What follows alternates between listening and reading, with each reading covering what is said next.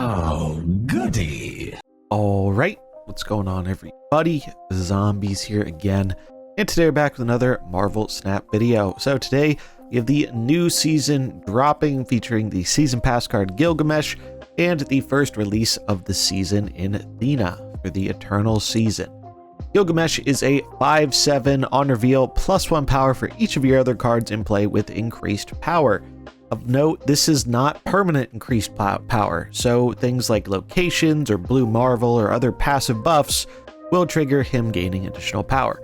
And then Thena is a 2/1 that reads after each turn, gains +3 power if you played exactly 2 cards. This also does count the turn she is played, so if you play Thena and a card alongside her, she will get buffed that turn.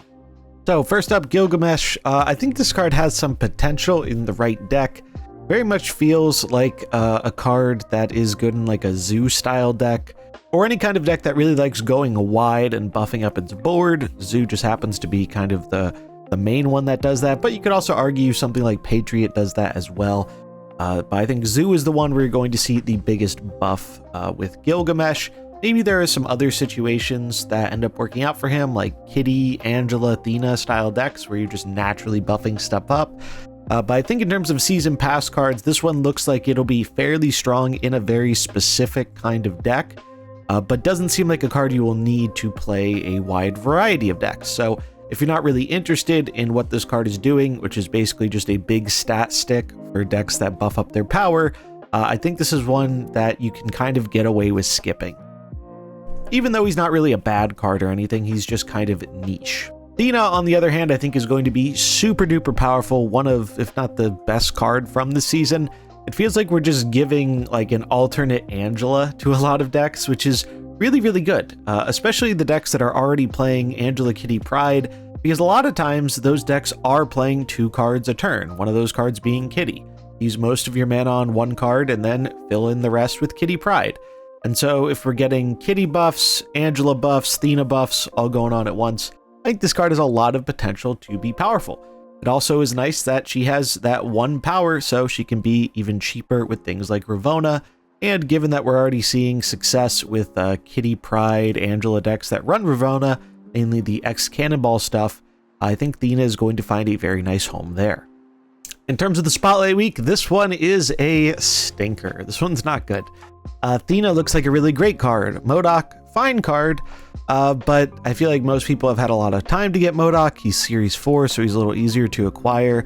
Discard is not really in the greatest spot outside of Hela, most of which don't even run MODOK unless you're playing the very specific and easily counterable, like Invisible Woman, Tribunal kind of stuff with him, which is fine, but I don't think this is a card many people are super eager to get that they don't already have.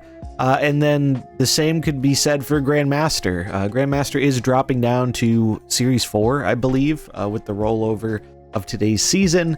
And yeah, he's not a very good card, even with the buff to a 2/2.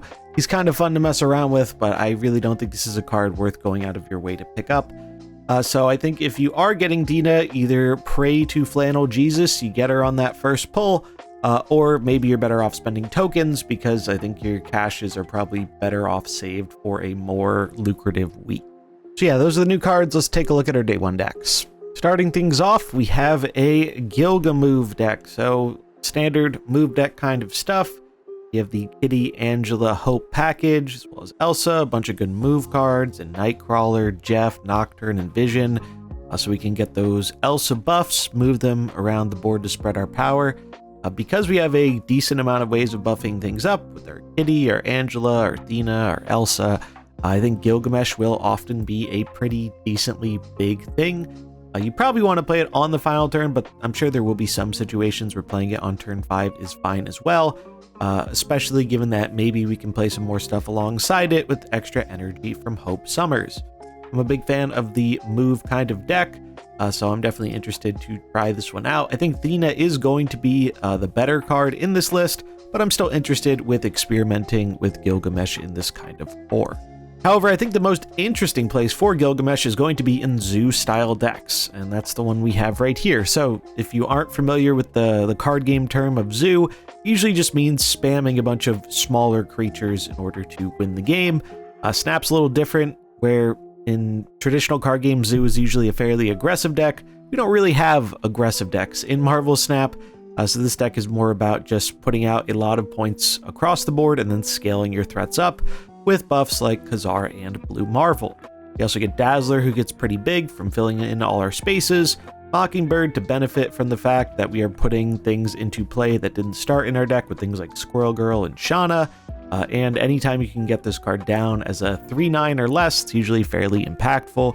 And with Blue Marvel, Khazar, and some other potential buffs like Ant-Man, Dazzler, and Nico buffs, Gilgamesh has a decent chance of being a pretty large stat stick, though he's probably one you want to play on the final turn of the game to avoid things like a Shang-Chi or a Shadow King, as well as your opponent being able to easily play around where you put your biggest stat stick. But yeah, I'm quite excited to try out Zoo again. It's always been a favorite archetype of mine, and I think Gilgamesh definitely is a new cool tool for it. I also want to briefly mention Thanos Zoo. So Thanos has been adjusted in this patch. They are reworking the stones to be more about Thanos than just being generically good cards themselves. I'm not really sure how good or bad Thanos is after the changes. It does seem like objectively buffs, but I don't know if it's going to be enough for him to compete in the current meta or not. But nonetheless, Thanos Zoo is always one of my preferred ways of playing Zoo. Back with Thanos was quite good, so I'm interested to give that a try again. Obviously, Mockingbird really loves all the stones around the board. Gilgamesh as well, with all the stones going around the board, and we can buff them up with our passive ongoing effects. We can make a really big Gilgamesh. Seems like a pretty solid payoff. Other than that, we have a lot of overlap here with the other Zoo deck. We are experimenting with Black Swan in this one. Black Swan's always been one of those cards where people try it in Thanos because the idea is, oh, you make your stones free and you can play a big thing alongside it. And the idea is cool, but often in reality, you're playing your stones out early anyway. So a lot of the time you play Black Swan, it's not actually doing as much as you want to do. I'm interested in trying it again, but I will not be surprised if that card does end up getting dropped. But since we do have a decently heavy curve here, I do think sometimes being able to weave in those free stones or other 1-drops like Ant-Man and Nico can be beneficial, and at the very least a 3/5 body isn't that bad. And then you could also go the Kitty Angela route for a Zoo style deck as well. This is one that I've always kind of liked. Obviously you're weaker to Killmonger. Maybe you want to throw in a Kyera or an Armor or something if you're seeing a lot of that. But I do like the idea of just running the small Angela Kitty package in this type of deck, as Kitty really does help being able to play that 2 cards a turn to trigger Thena. And if Thena gets, just 2 buffs, that's already a 2/7. And 2/7s are pretty good, so that's a really enticing stat line. Also, we do get to use Gilgamesh here because not only do we have the ongoing buffs for buffing up our Kitty and our Angela, using Elsa to buff stuff up, just a lot of ways to buff up cards, so Gilgamesh can be a very efficient finisher here as well. Then we have what I think is probably going to be one of the best decks with Thena, and that is the Slayer Blade deck from Safety Blade. The core of this deck is just really, really strong. There is something worth noting here with the way movement stuff has changed. Now, when your Nocturne moves, your ordering doesn't matter. Nocturne is always going to trigger first with the location. Previously, you used to be able to play cards there and then move her, and it'll change after you played cards. Now it seems that is not going to work anymore, so that's a kind of fringe interaction that is worth noting for this deck. It is relevant, but I don't think it's going to be super crazy relevant every game or even most games. But yeah, this deck's fairly simple. You put out a lot of power with your cheaper cards. You try and lock down a lane with Professor X, or just really outscale with your Kitty Angela shenanigans, and then use Cannonball to close out the game. Pretty simple, straightforward, very, very effective. And I think that Thena is going to be a really good addition to it. She gets reduced by Ravonna. She scales up really well. She supports your game plan of often playing 2 cards a turn. There really just is a whole lot to like about Thena in this deck, and this deck is already very good. And then we have another version of Move here, this one without Gilgamesh. I think Move is still just a very strong core. There is definitely an argument for finding space for a tech card in here. Probably Shang-Chi in the Marvel or Miles spot. I do think Shang-Chi's play rate has gone down a ton, but the card is still fairly relevant, and it does help deal with decks that just go taller than us. But that's obviously going to depend on what you're seeing. There are a lot of decks that aren't really weak to Shang-Chi, so that's going to be a bit of a meta call, but I do think as just a generically strong list that wants to put out a lot of stats and move around the board, this looks pretty appealing, and I think Thena is going to slot into that very nicely.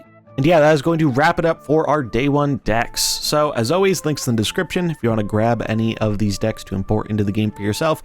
Let me know what you think about these new cards, the upcoming season. I'd love to hear it in the comments below. That's going to wrap it up for this one, though. I hope you enjoyed it. If you did, remember to like and subscribe, and I'll catch you in the next one.